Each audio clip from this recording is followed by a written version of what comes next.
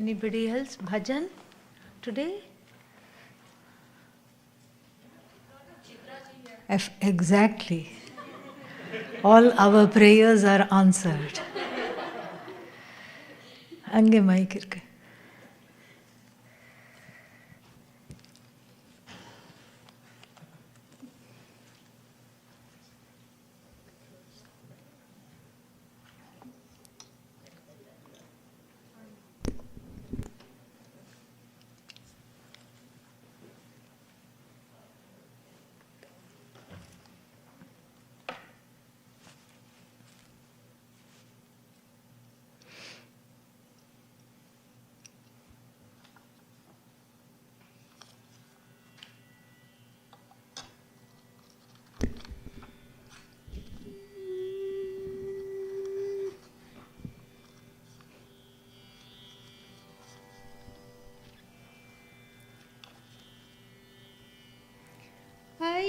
अयोध्यावासी राम राम राम दशरथ नंदन राम। अयोध्यावासी राम राम राम दशरथ नंदन राम। अयोध्यावासी राम राम राम दशरथ नंदन राम।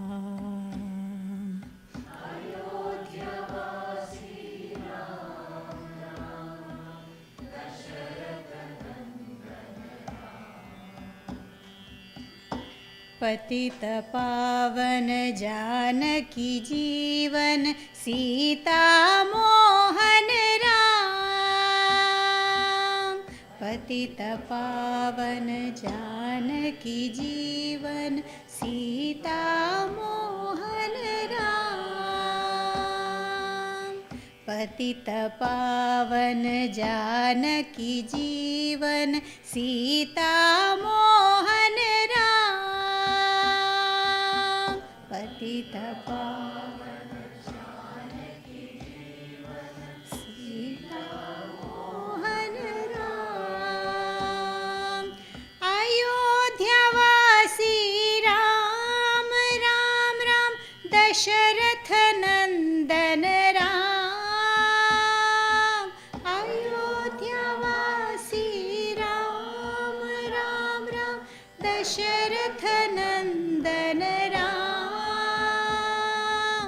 अयोध्यावासी राम राम राम दशरथ नंदन राम। अयोध्यावासी राम राम राम दशरथ नंदन राम।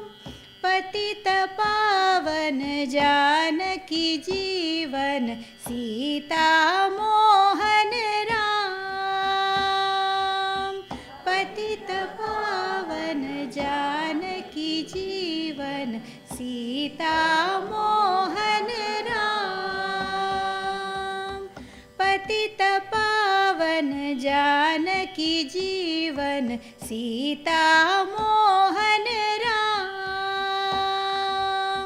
पतित पावन जानकी जीवन सीता मोहन राम। अयोध्यावासी राम राम राम दशरथ नंदन राम। अयोध्यावासी राम राम राम दशरथ नंदन राम। पतित पावन जानकी जीवन सीता मोहन राम।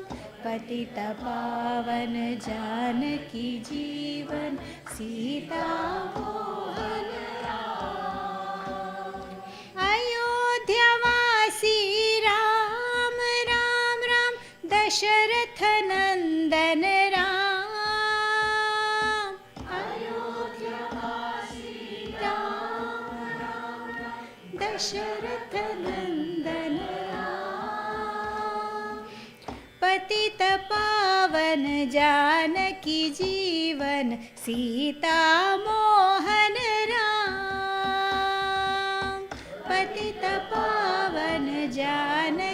जीवन सीता मोहन राम। पतित पावन जानकी जीवन सीता मोहन राम। पतित पावन जानकी जीवन Sita Mohan Ram. Sita Mohan Ram. Sita Mohan Ram. Sita Mohan Ram. Sita Mohan Ram.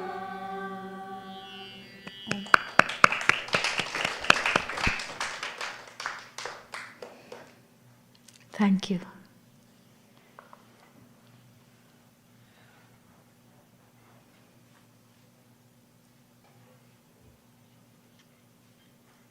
One small announcement. One announcement. Tomorrow, after the evening class, I'll be seeing people, not after the morning class. Okay? Yeah. Om Sahana Vavatu Sahanau Bhunaktu Saha Viryam Karavavahai Tejasvinavadhitamastu ma vidvishavahai. Om Shanti Shanti Shanti. Here's a very nice question.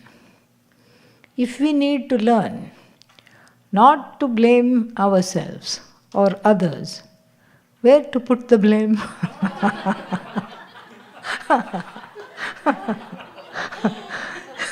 Everybody has this question.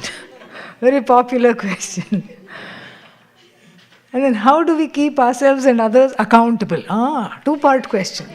First is, I'm not allowed to blame myself. That's what you said. And that's what you keep saying. And then I'm not allowed to blame others also. Then who should I blame? You only tell. And then where should I put the blame? Very good. And then only by blame, the second assumption is that only by blaming we keep people on their toes. See, many people are agreeing. It's a very popular question. That's why I took it up first. So, if I say, hey, why didn't you do this? How could you have done that? These are your omissions. These are your commissions. Then the other person is is held accountable. That's the idea. However, we are not, hopefully, operating on this realm. We are slowly getting out of this realm. First, let's answer the accountable part first. It's not, we can write this on a mirror and see this every day. It's not my business to keep other people accountable. This is what it is. Truth. Satyam idam. Unless that person, unless it happens to be a child. A child is not, the definition of the word child is not according to the Hindu parenting parameters. Where even a 60-year-old is called child by the 80-year-old parents. Child means not yet an adult, and you are directly responsible for this being. You have to give it some home training. You have to tell it what not to do, what to do. You are playing the role of a parent. Then you can say, you need to be accountable to me. You have to do this. That's the only real place. No, what about life partner? Well, if you have to keep always trying to keep the life partner in line, it's a very exhausting thing, really. Many marriages or partnerships, that's how they are conducted. Each one tries to keep the other in line, and somehow 50 years elapse in this way. But that's not ideal. What do we do in the meditation? What do we say? Give the person to be the freedom to be who they are. Give them the freedom. But that impinges on my freedom. If I give them the freedom to be who they are, that impinges on my freedom. This is what the problem is. This too is a perception. If it impinges on the freedom, then you have a conversation. Depends on how and to what extent. It's not that one has to be a mat by the door. One is not a doormat. This is not an invitation for somebody to clean their feet on another person. It's not about being a doormat. I have healthy boundaries, and I'm not afraid to express my needs, desires, wants. But I have absolutely no say in whether those needs, wants, and what else, desires, dreams, are going to be fulfilled or not. I can express them, but I don't know if they will be fulfilled or not. Maybe I can browbeat the other person into being what I want them to be. But how long will that last? That's why in our tradition, the emphasis is on the concept of duty rather than rights. It's a duty-based dharma. I'm only accountable for myself. As a son or a daughter, this is what I have to do. It's kind of clear. This is what I have to do. And then, when one grows up to have one's own children, this is what one has to do.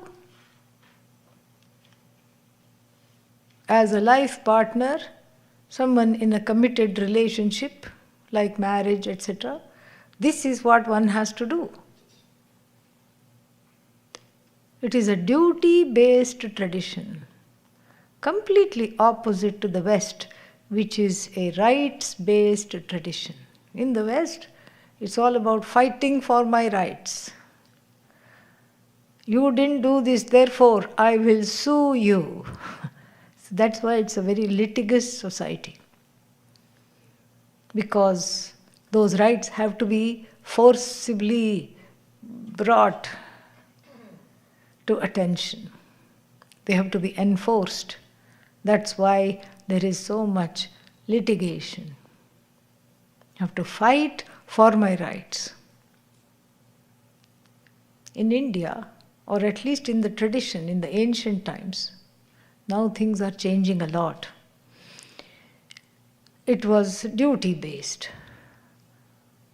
The duty of the parents towards the child would automatically become the rights of the child, would fulfill the rights of the child. The duty of the child towards its parents would automatically translate into the rights of the parents. Same way with partners in life and friends, employers, employees, neighbors. So this way I am accountable for myself.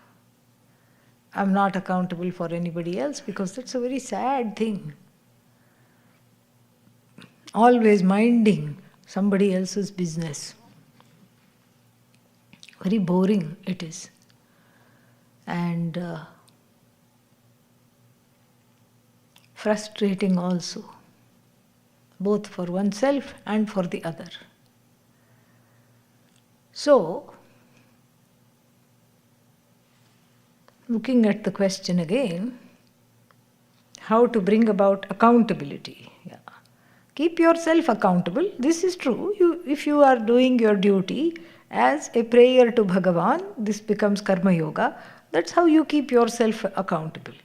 You don't have to keep other people accountable. In fact, it's better that we don't do that. This is very nice. Where should I put the blame?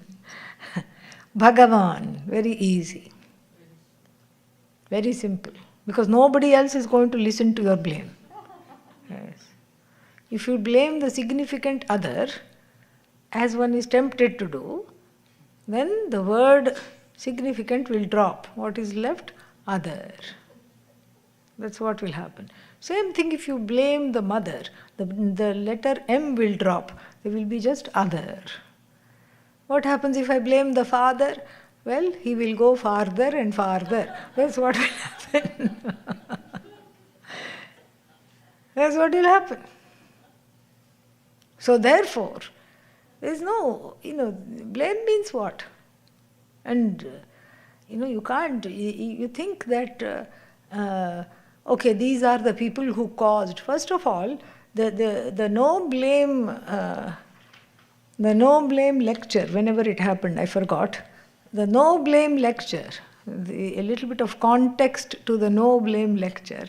The no blame lecture came as a way of spiritual growth, emotional maturity. And it is coming very close to Vedanta. Because when I blame somebody, that means what? I'm not looking at the whole picture. I'm just looking at a small slice. What is that slice called? There is a, cross section. Like a cross-sectional slice I'm looking at. A small little thing, incident, out of context when I take, what happens? I blame somebody and say, you are the cause of all my problems.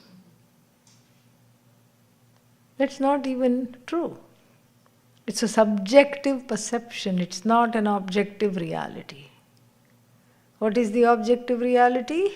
The objective reality is one's own karma. That's the reality. Because, if it's a friendship or something like that, an optional relationship, one can always walk away. But parents, siblings, all these things, we don't choose them. They're already there. Even before you were born, somebody was calling you child. Somebody was calling you grandchild. Somebody else was calling you sister, brother. And so therefore, one had already been claimed. Therefore, we have to see this from the big picture. It's the karmic profile. But most of the time we don't see the karma. We only see ik. That's all. Ik, I don't like it. Karmic it is. That somebody is in one's life and this is how it is karmic. That person is not to blame. That person is a nimitta. Nimitta means an excuse for this particular karma to unfold. That's why in the Sri Rudram, the one who is in charge of nocturnal beings is praised. Nocturnal beings, not very good news. Why are they out and about at night? They want to bite or they want to rob. And they too are included in the order. This is what we have to understand. Even what I consider disorder is included in the order, which is Bhagavan, which is not a mandate of Bhagavan but a manifestation of Bhagavan. This order is a manifestation of Bhagavan. The psychological order starting with my own emotions. I don't like being sad. I don't like being angry. I don't like being upset. And as long as the ahankara, the I notion, owns up these emotions, then it's a very sad place. It becomes my anger, my loneliness, and what else? My sorrow, my fear. And already one is feeling, oh, I don't feel so good. Look at it, this is again a subjective reading. But look at it from the standpoint of the whole. Take any emotion. Anger. Anger comes because a desire is thwarted. Bhagavad Gita psychology. The psychology in the Ragadvesha psychology in the Bhagavad Gita states as much. So then now we are not looking at my anger. What are we looking at? A universal Ishvara's law. And what is that law? Yatra yatra inhibited desire, tatra tatra anger. See, Sanskrit is so easy. Wherever there is the presence of an inhibited desire, there is what? Anger. Anger happens. Nobody wants to be angry. You ask anybody, would you like to be angry now? They will always say no. Anger comes, there is a reason. Now it's no longer my anger, it's an expression of a universal law. Same thing with sadness. There is no such thing as my sadness because my mind, my emotions are part of the psychological order of the law, of the Lord, the Goddess. There is a psychological order, it's a law. Given this background of neglect, abuse, trauma, that this person will grow up to be sad, isolated, unable to relate to others because of trust issues, this is a given. It does not no longer becomes my issue. It's I now with my ahankara, with my antahkarana, now I'm just an expression of Bhagavan's law. This is very nice. I have not disowned the honor, the anger. I have not disowned the sorrow. I'm looking at it from the standpoint of a law. Less subjectivity, more objectivity. Less ahankara, less of me, and more of Ishvara. That is the way to go. Blame Ishvara. Just say, how could you do this to me? Your plan for my life is absolutely and utterly idiotic, and I do not agree one little bit. Change it right now. You can ask. In many other traditions, this would be blasphemy. In our tradition, it's a prayer. It's a total prayer. There are so many stories of mad saints who used to go, and there was one particular story of this mad saint who happened upon a abandoned Shiva temple out of town somewhere. It was in ruins and all, creepers and trees had grown over it. Nobody went there. In fact, some people even thought it was haunted. Not this man. Perhaps he was the haunting presence that other people were afraid of. I'm not sure. And he looked in the sanctum. What? You're sitting there. What do you want? You want Abhisheka? And then he would just gather up all the phlegm in the mouth and spit and say, here is your Abhisheka. He would spit directly at the linga. What are you looking at me like this for? You want flower now? After Abhisheka is finished. And he would just get some kind of motley bunch of thorns and everything and throw at the linga. This was his quote-unquote puja. And he was mad. It was not okay.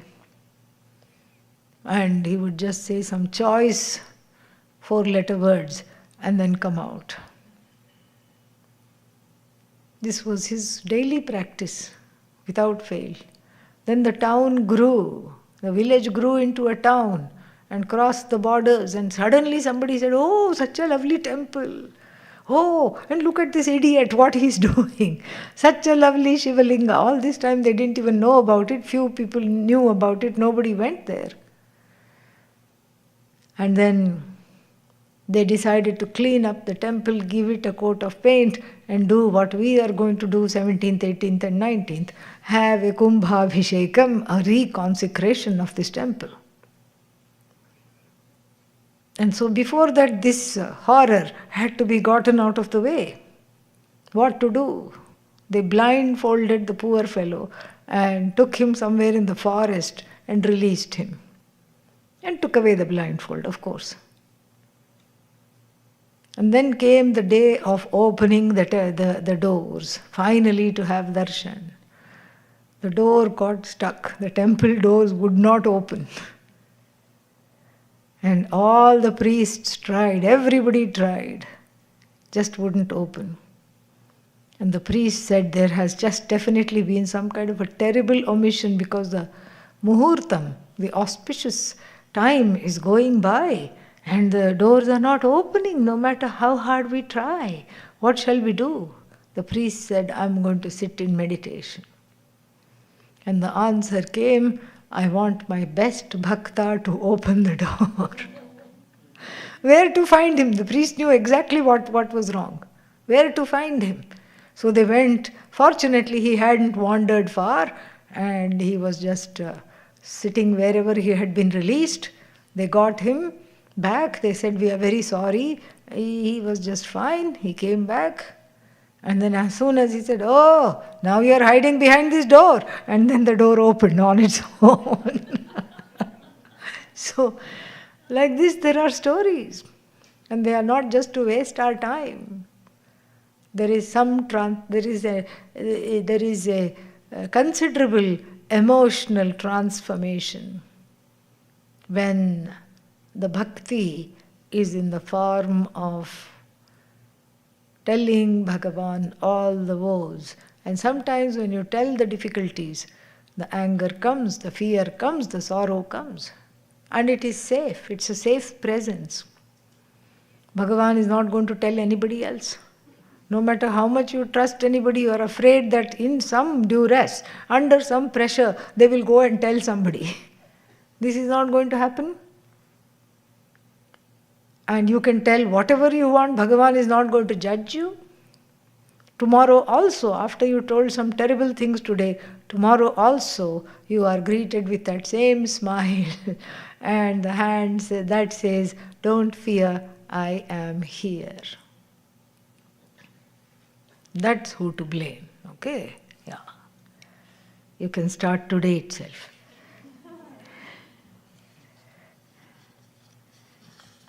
Then, how to tell if one is avoiding sorrow versus not identifying it? Yeah, avoiding means disconnecting from it. Sometimes it is difficult to say. This is one of the ways in which there is a overlay of Vedanta to justify one's dissociation. Dissociation means I am not connected with my feelings. Why? Because it's not safe to express them. Either when as a child, when one expressed them, one was discouraged through scoldings, beatings, whatever. Or even if one was not discouraged, there was no room for the child's feelings because the adults were having meltdown all the time. And the child was parentified at a young age and the child had to take over and be the mother and the father. No time for its own issues. So therefore, it is unsafe and difficult to express the feelings. And so, what is the go-to? I am fine. No matter when you ask, I am fine. Nothing is happening to me. I am okay. This is dissociation. This is different from a strategic disidentification. And the strategic disidentification, almost always, unless one is really has been studying Vedanta for a long time, almost always involves Ishvara, Bhagavan. This is a corollary to the second question, the first question. Almost always, involves bringing in Ishvara as an interim place of processing the emotions by seeing it as a manifestation of an order that is beyond just my emotions. After that, we can say, I consciously disidentify with this sorrow and fear because I am identifying as the Atma, which is free of sorrow and fear. But in the beginning, without settling accounts with Ishvara, this is what Pujya Swamiji's phrase, I have to settle accounts with Ishvara. Settling accounts means this.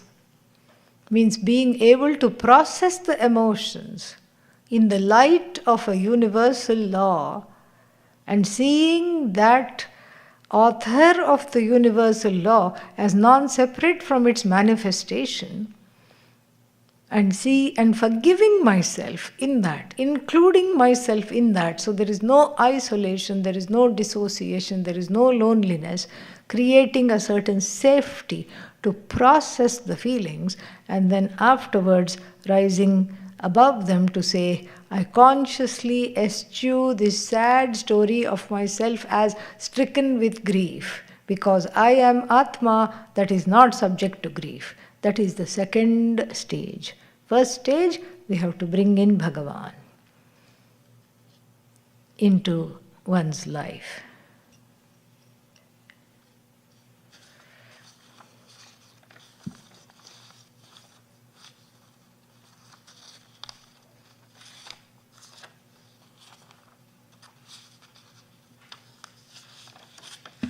Oh, long one. Is life akin to the code we write, designed to yield outcomes as we desire? No. If so, must there be a repository for all memories, like the cloud?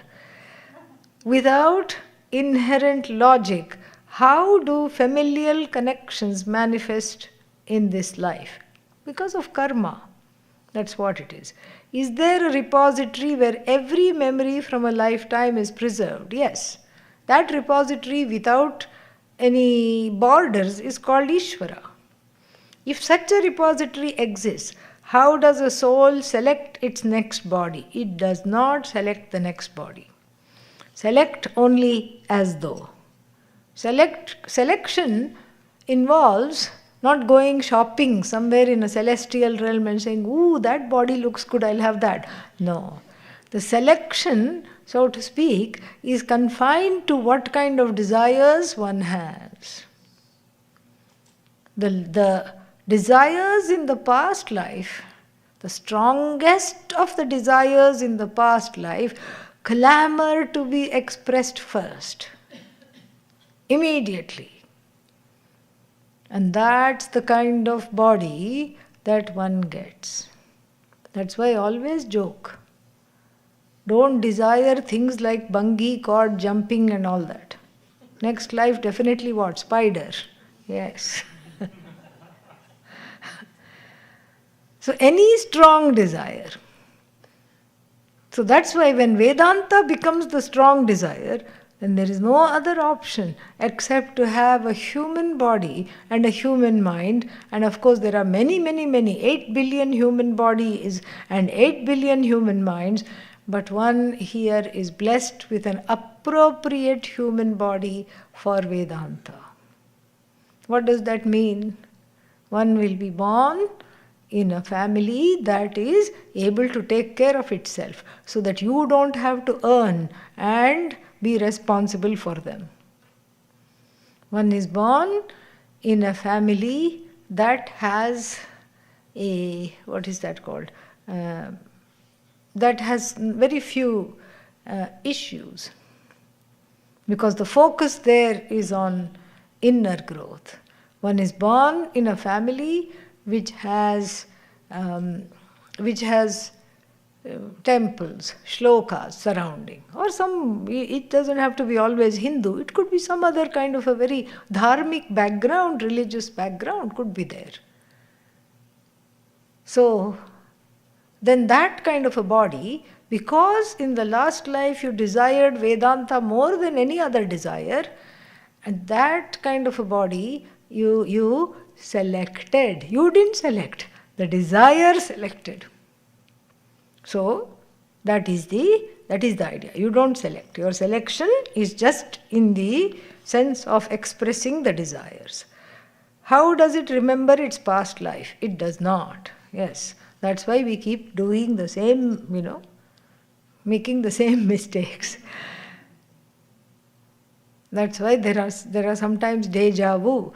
Pujya Swamiji always used to say that when he studied the Mundaka Upanishad, he had a deja vu. He felt it was familiar. He could kind of anticipate the next mantra. He had studied it before. So, that's how it is. You don't always remember everything of your past life. Hardly anything, if ever. If the soul is unaffected by karma, why does the embodied being suffer the consequences of last lives? Because the body is a place where the karma expresses, number one. The main reason for the body to be taken on is so that the karma it's a karma sthana. It's a locus where the karma can express itself. In fact, the body is a product of karma, number one. Two, the body is perishable. Perishability and suffering are not identical. There is something that gets lost in translation there, or some extra words are put in the translation there in order to make perishability into suffering. Somehow the ahankara gets involved, and that is always not a very nice thing, because it has muddied the waters here. So perishability means what? It is taking its course. It happens to everything, starting with a banana you got at the temple. You just keep it there and not eat it. First day banana, second day banana, third day banana, fourth day nana. Yes. Exactly. So that's what will happen. Everything that is born goes through these 6 modifications. It has to.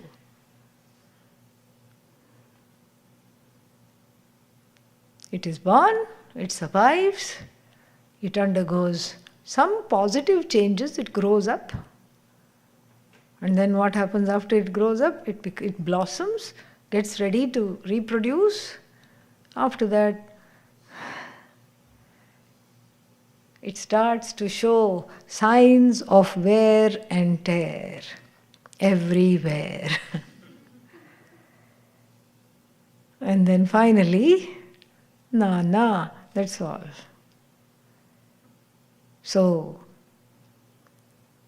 the body going through its natural stages of whatever it is going through cannot be the cause of my suffering. Unless and until I misidentify myself as the body, and I think I am undergoing the changes. I am not. As you yourself expressed, I am free of the changes. I am the changeless witness, the changeless one.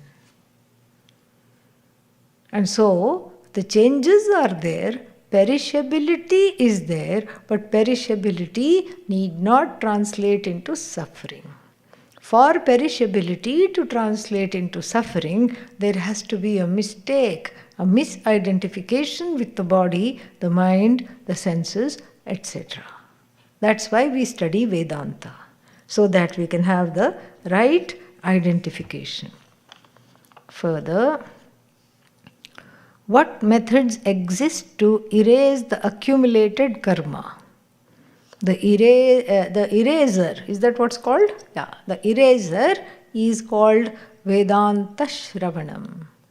Listening to Vedanta erases karma, because it falsifies the one who says, this karma is mine, the doer. So, if there is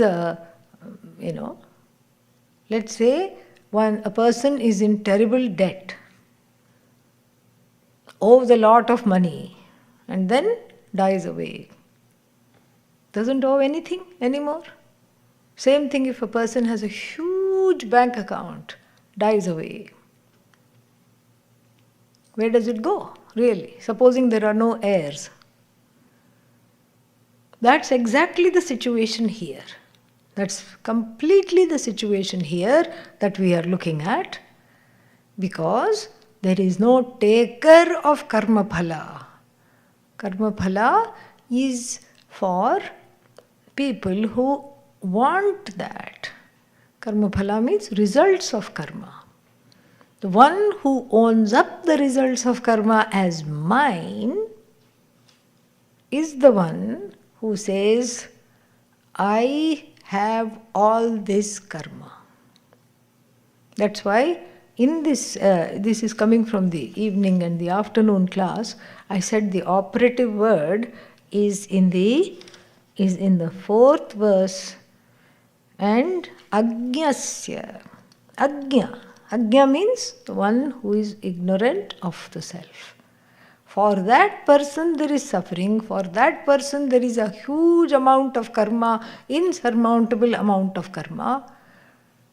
But if we are committed to this study, that is already, as it were, getting erased.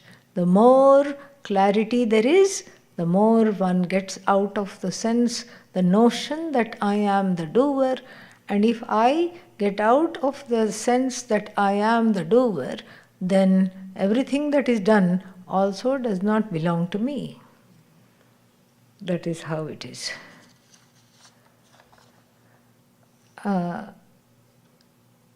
The chef decides which dough ball to roll out, what sauce to spread, and what toppings to add. Yes, the chef is called Ishvara, and when to bake it, correct?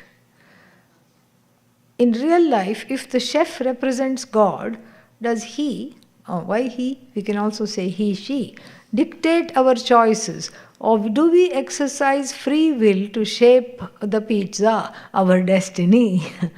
So, well, this is an interesting question. So, are we simply responding to the effects of past karma? First of all, we have to understand that this free will karma debate is just useless. Absolutely useless. And I'll tell you why. Very, very logical answer I have. Because what is karma? Oh, whatever I did in the past. And so how did you do that? Using my free will. Okay, so the karma that you call right now, oh my God, destiny, is actually your free will in the past life. Correct? Agree? Think about it. Yeah, even if you don't agree, that's what it is. So, but you can think about it. So the free will now is what? The karma now. I say, oh, this is karma from the past, this is my destiny. What you call destiny, because as soon as you say destiny, there is a feeling of somehow being in jail. Oh my God, there is no free will. But that's actually your free will. Your free will exercised either according to dharma or according to adharma has given punya or papa. So you're eating the leftovers from last life. That's all it is. And those leftovers were freely done, free will. So really speaking, it's not 90%, 10%, whatever you're saying. It's more in the sense of your own karma. Do we exercise free will? You have already exercised that free will in the past life, and now you are, using, you are eating the effects of that. I read somewhere that 90% of our lives goes in reacting to past actions. Yeah, possible. And only 10% that is either new or helps us stay neutral. Possible. I am here attending Satsang due to past good karma. That is my good karma that you think that. Yeah. Not I am. Am I? Okay, yeah. Am I attending satsang due to past good karma? Or am I here because of free will? Free will, you and I are connected from past life. So, am I here attending satsang due to good karma, past good karma? Possible. If you are enjoying yourself, then it is good karma. If you are saying, why am I here? Then it's not good karma. Okay? Yeah. So, the free will thing, even Lord Krishna does not answer at all. He just says, Gahana karmano gatihi. The ways of karma are rather mysterious.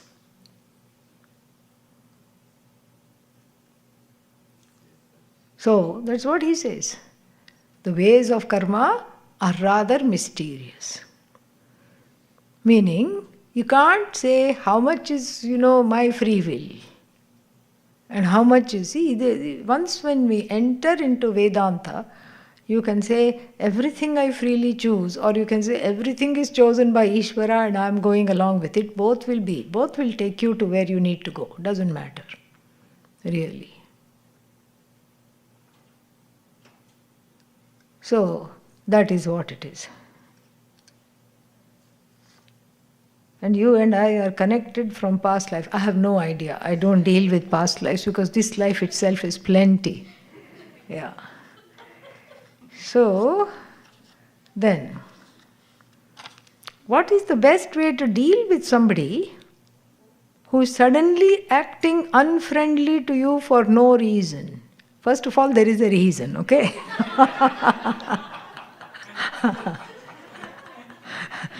It's just that you don't know the reason. You don't know the reason. There must be a reason. Yeah, you don't know the reason. Okay. So somebody is acting unfriendly to you who's no reason. Is it better to avoid the person like a river going around the mountain? Or is it better to try and resolve the conflict? You just said there is no reason, and now you're saying, now you're thinking that there may be some conflict. I agree with you. Yeah, there may be some conflict or something. Usually something that has been triggered in them. That's what it is. One's speech, one's demeanor, one's way of presenting oneself, one's way of being can and does trigger other people, even though you're just being yourself and going about your day. That is why one of the nice things to learn as we grow spiritually is to see, we talk about lessening the carbon footprint. But here it's about the footprint of disturbance. We shrink, make smaller and smaller our footprint of disturbance to the extent that we can. Sometimes it is unavoidable.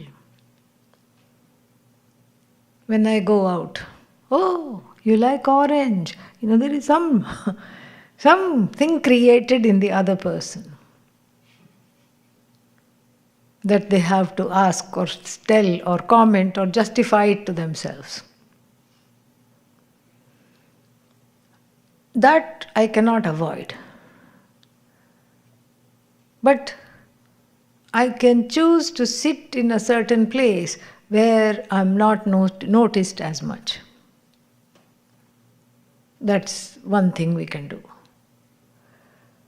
And like this, we shrink our disturbance footprint. It's not that I have to walk on eggshells. We are not asking people to walk on eggshells. But one is leading a very mindful life. A mindful life is a happy life. A mindful life is a compassionate life. A mindful life is a life where I am aware of my effect on other people. I don't just bulldoze my way into people's lives,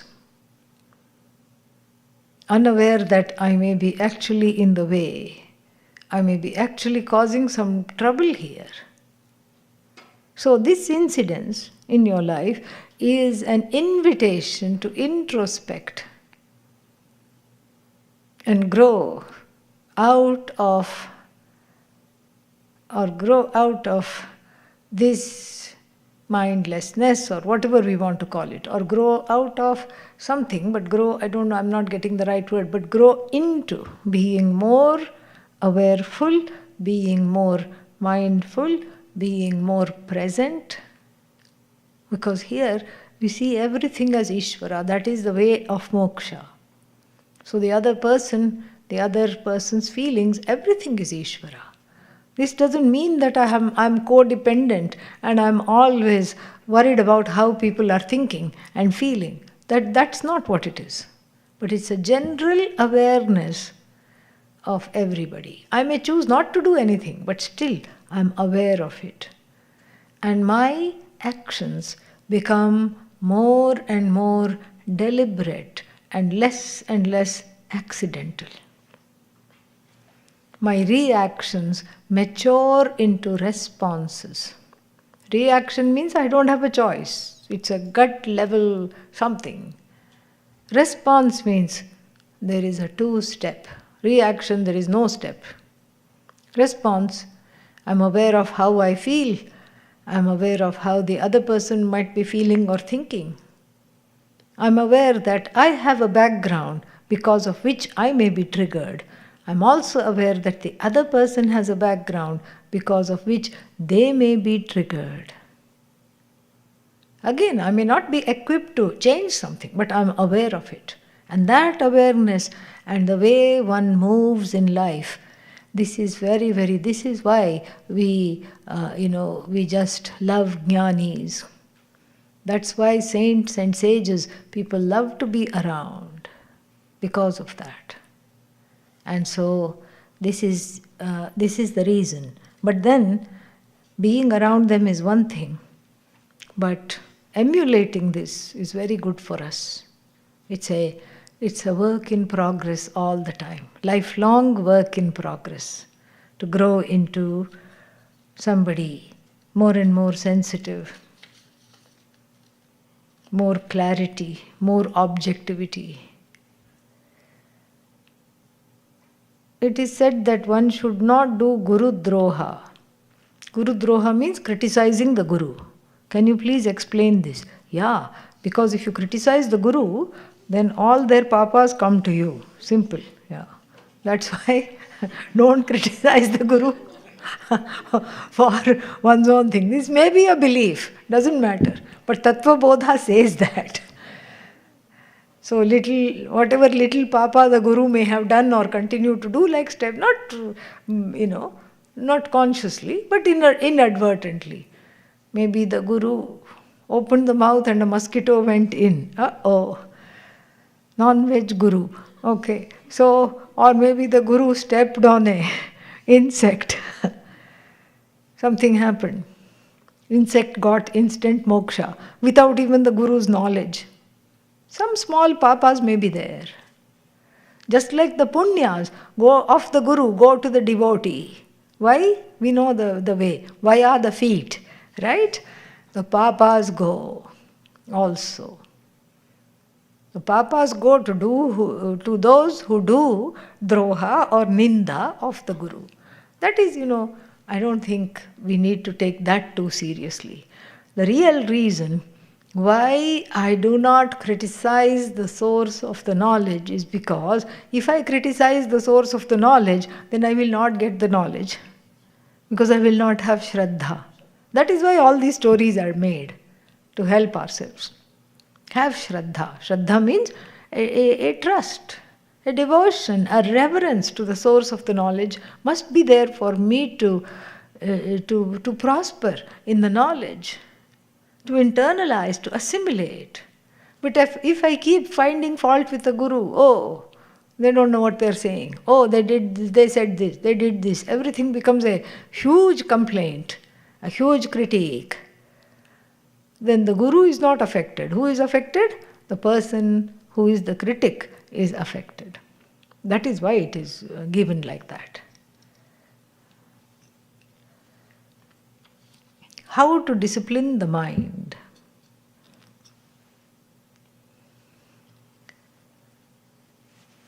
Meditate. Meditation, there's no replacement for that. Meditate. Where you focus on having a say over the ways of the mind. That's why initially it is through japa, mantra japa. Even though it looks boring and sounds tedious, that is how one grows to discipline the mind. Two kinds of obstacles come. One is called laya. Laya is what happens in Vedanta class also. Sleep. The other one is called vikshepa, distraction. Laya and vikshepa are the two obstacles in meditation. Adi Shankara's grand guru gives upaya. Upaya means parihara. Well, that didn't help. Okay. Parihara means solution. Yes. To both these obstacles. Laye sambodhayet chittam. In sleep, what should you do? Keep some water. Splash, splash. Oh, but I am asleep. How can I do that? Tell the significant other to do that. Laye sambodhayet chittam. Wake yourself up somehow. There are all these devices, for drivers who go to sleep. Something pricks somewhere. So maybe you can buy that and then do that. If the head falls down, there is a little alarm that goes off. Or a small shock or something, I don't know what. Use any means necessary. Laye sambodhayet chittam. Vikshiptam. Okay, I don't have the problem of laya, I'm awake, but hey, I'm distracted. Vikshiptam cha shamayet punaha. Vikshiptam means it's distracted. And I have to bring it back. What to bring it back to? That's why the mantra is the anchor. So I bring it back to the mantra. Because there's something to hold on to. Initially one needs that. Vikshiptam cha shamayet punaha. And then there are bubbles of joy suddenly coming in the meditation. Ooh, ha, wonderful. What does Gaudapadacharya say? Ignore them. And there are bubbles of sorrow and anxiety coming also in the meditation, which is the reason why people do not like to meditate. Because it means being with oneself. And that's always scary.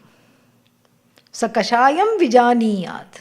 Know the mind to be along with the unconscious, along with its shadow self, the unconscious mind. Sakashayam vijaniyat.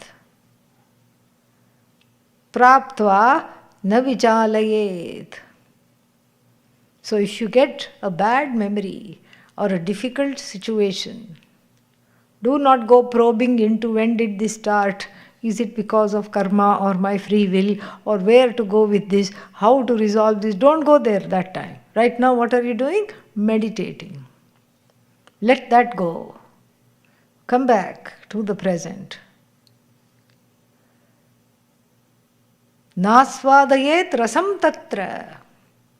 So when pleasant experiences come, don't start enjoying them, because there is a deeper vantage point, a deeper immersion is available to you if you let these bubbles go. Nissango pragyaya bhavet. Be the wise one who is asanga, uninvolved with the pleasant and the unpleasant. No priya, no apriya. Where? In meditation. Very beautiful it is. So, this is Mandukya Karika. Very, very nice. Something to remember. I was in some big interfaith meeting, parliament of some world religions. And there they said, some teacher could not come, they could not get a visa. Can you please lead a meditation for this group? I said, okay, no problem. There was about 40 people in the room. I went there and started to meditate, and then was leading them through the meditation. Then I thought, there must be some earthquake. Everything was shaking, gada gada gada gada, noise was coming. So I opened the eyes. Everybody was shaking vigorously. And I said, stop, stop, stop, stop, stop. What's happening? This is how our teacher taught us to meditate. Rocking and shaking. So then I said, can you meditate on your own? Yeah, no problem. I said, okay. Please carry on. And I slipped out of there. So this is how to discipline the mind. The idea is where you, and they didn't call me the next day. Yeah. The idea is this, that if I'm able to do this for 5 minutes, 3 minutes, even 1 minute, and I practice this, then even in a non-meditative state,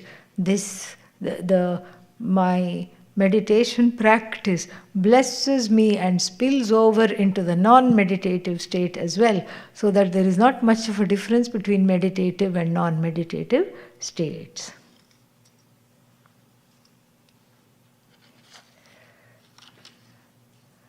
How to not worry too much about loved one's health. Put them in the lap of God. However you visualize Bhagavan, Ishvara, every time that you have a worry, oh no, OMG, any OMG moment comes, mentally visualize plucking them from wherever they are sitting and putting them in Bhagavan's lap. Do this with all the loved ones. Do this with the parents. Do this with everybody. Whoever is sick, whoever is not well, whoever has any scary symptoms, do this. Because really speaking, you are not really taking care of anybody. Bhagavan is. And pray. Pray. Prayer is always very nice, because the immediate effect of prayer is a feeling of relief. I have done something. And I have acted upon this anxiety. I have acted upon this fear.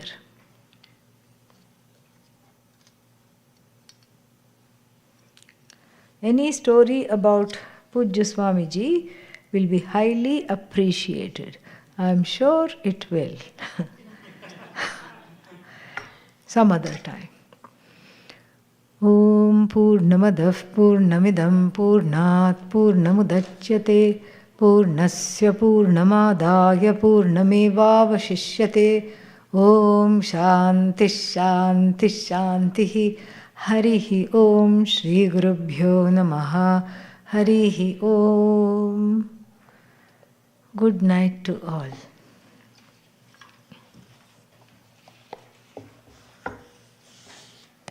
Somebody please make these disappear.